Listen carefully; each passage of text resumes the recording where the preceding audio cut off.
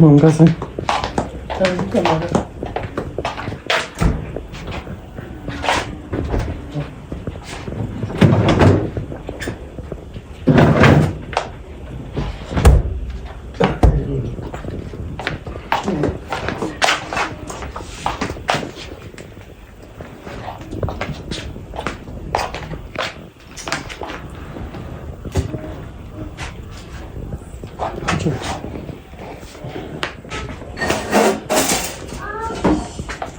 한번 지간 갈까요?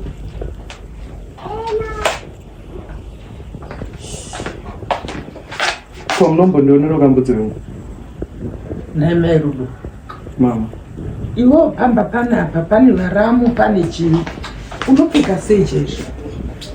Kupika sei kuita sei na mama. Unopika sei? Kwenda pika sei na mama, ndina uchenere. Hauna kuchena katsaone zvokaita kumasuro. Kuita sei.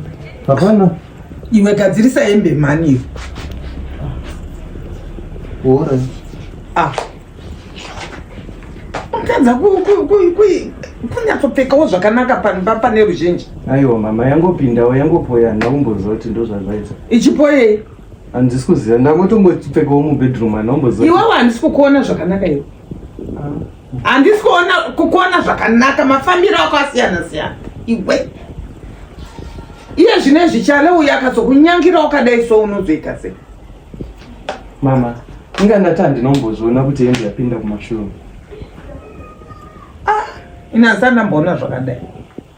Wakarayirwa nani iwe? Ungabhidhaira uchibhidhaira.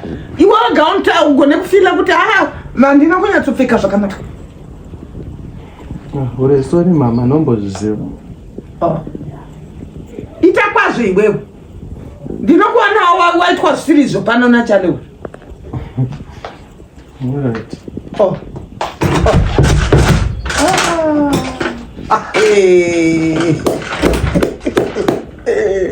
Surrender bus service.